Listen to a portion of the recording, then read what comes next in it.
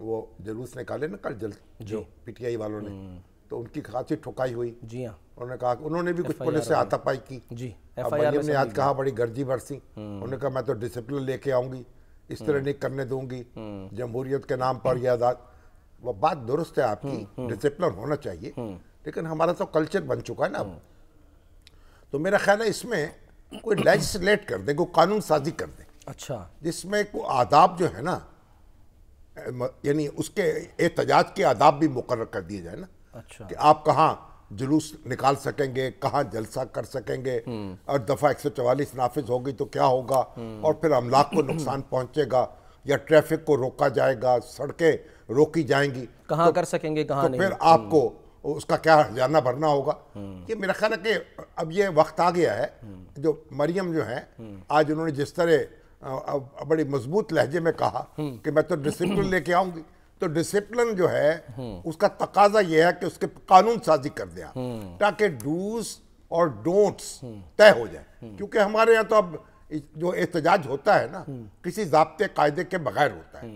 एक जमाना तो ऐसा था, अयूब खां का जमाना, अच्छा, मार्शल जब उसमें 144 दफा लगती थी ना, तो वकला जुलूस निकालते थे, वो 4-4 फुट के फासले से चलते थे। अच्छा, हाँ जी, कि वो पता न लगे कि नहीं वो कानून की खिलाफवर्जी ना हो, खिलाफवर्जी ना हो। हाँ। अच्छा, तो ये कानून के अंदर रहते हुए अब तो कोई मसला नहीं है, आप हम इकट्ठे होते हैं, दफा 144 की खिलाफवर्जी होती है, पुलिस से उलझते भी हैं, पुलिस भी उलझती है। अब ये पहले कौन एक दूसरे पहले उलझता है ये तो कैमरा बता सकता है ना, लेकिन फिर ये अमलाक को नुकसान पहुंचाया जाता है, गाड़ियां तोड़ दी जाती हैं, और ये फिर बेहुदा नारेबाजी होती है। ये एहतजाज नहीं है, ये बदनज़मी है, बदनज़मी को रोकना चाहिए, एहतजाज की इजाजत होनी चाहिए, लेकिन उसके पैरामीटर्स तय कर दिए जाएं। तो मैं कहूंगा अपनी मैडम मरियम से कि भाई जो गमो गुस्सा उनका है वो उसको आप कानून के दायरे में ले आए और जवाबत तय कर दे एहतजाज के। वो तो ठीक है सर, वरना तो ये होगा आप पकड़ेंगे, दूसरे तीसरे दिन अदालतें छोड़ देंगी, और जैसे फिर मामला वहीं का वहीं हो जाए। लतीफ खोसा साहब को सर, खोसा साहब को पकड़ा, हाँ, सलमान राजा को पकड़ा, हाफिज फरद साहब को पकड़ा, हाफिज फरद से अंदर ही अंदर ही, वो अभी एफआईआर में तो उनका नाम है बकायदा। अब वो सलमान अकरम राजा जो हैं और खोसा साहब तो उनको तो रहा कर दिया गया। तो बाकी फिर ये जो हमारी ख्वातीन जो हैं ये गिरफ्तार हैं, भाई इनकी 9 मई के वाकयात में ना फौजी अदालत में मुकदमा चल रहा है, ना कोई सियासी अपनी सिविल अदालत में चल रहा है, और वो गिरफ्तार हैं।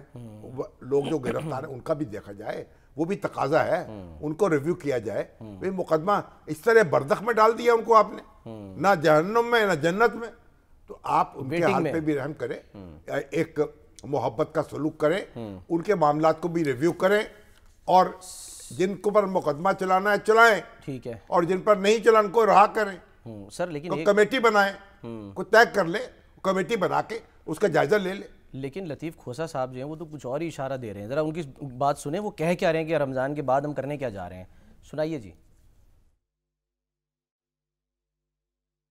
आप देखेंगे ईद के बाद ऐसा दमादम मस्त कलंदर होगा कि सारी जमातों को हम इकट्ठा करके, और उसमें सारी जमातें तैयार हैं। ईद के बाद तहरीक चलाने जा रहे हैं, बिल्कुल जोरदार चलेगी। JUI उधर से निकलेगी, GDA सिंध से निकलेगी। आप देखें तो सही कि कौन कौन वहां कितना जो है इस तरह से निकलते हैं, और अवाम तो वैसे ही तपी बैठी है। पहला ही सेशन जो होने जा रहा है कल, उसमें मैं पॉइंट ऑफ ऑर्डर पर ये सारी दास्तान बताऊंगा कि क्या जुल्म इन्होंने बर्बरियत रवा की। तो देखा सर, सर मरने पे हो जिसकी उम्मीद, ना उम्मीदी उसकी देखा चाहिए। अभी तो PTI कह रही है हम एहतजाज करेंगे, JUI से निकल आएगी, फला पार्टी निकल आएगी, क्या करेंगी, दमादम मस्कल अंदर होगा, फिर क्या होगा?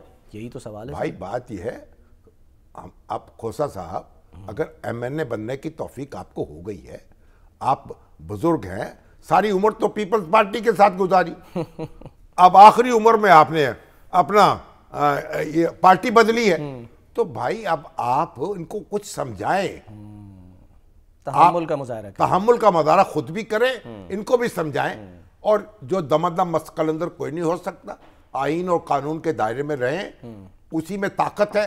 और फिर आप तो कहते थे हम किसी को इस काबिल ही नहीं समझते, उससे बात ही नहीं करनी। हाँ जी। अब आप क्या, अब बेचारी JUI जो है और दूसरी पार्टियां वो जो सुन्नी तहरीक और सुन्नी कौंसिल वगैरह उनको आप उनकी बैसाखियां ढूंढ रहे हैं आप।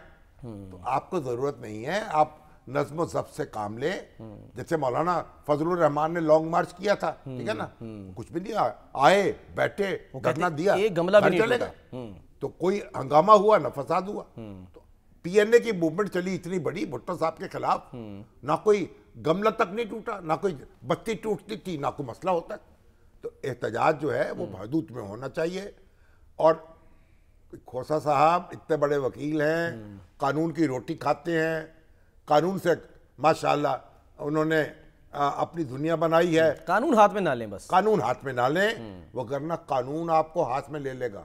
वही मरियम साहिबा कह रही है हैं ना। हाँ जी, इसलिए सोचे, हुकूमत भी जरा दिल बड़ा करे और ये भी जरा सर जो अपने तहम्मुल से काम FIR आई है ना, उसमें तो 38 पता नहीं नामजद हैं, 1000 नामालूम जो FIR कटी है अनारकली।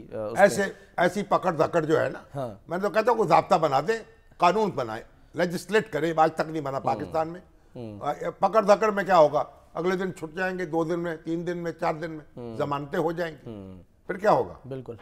बहरहाल नामालूम से सर याद आया, वो एक मौलाना साहब ने खत लिखा इलेक्शन कमीशन को कि जी वो एक खातून जो है अनजान खातून को वो नोटिफाई कर दी गई। हाँ जी, कि वो जनाब उनकी रुकन बन गई। हाँ सदफ एहसान मतलब उनकी तरफ से जी। वो कहते हैं हमने तो उनका नाम ही नहीं भेजा। वो कहते हैं हमने हिना बीबी का मतलब यानी कि कहा है, पर वो गलती हो गई पढ़ने वाले से, पता नहीं कैसे गलती हुई। तो इलेक्शन कमीशन की गलतियां तो बेशुमार है ना। कोई कहते हैं फॉर्म 47 में गलतियां, 45 में गलतियां, कोई पढ़ने में गलतियां, कोई गिनने में गलतियां, कोई जमा करने में गलतियां, कोई मिटाने करने में गलतियां।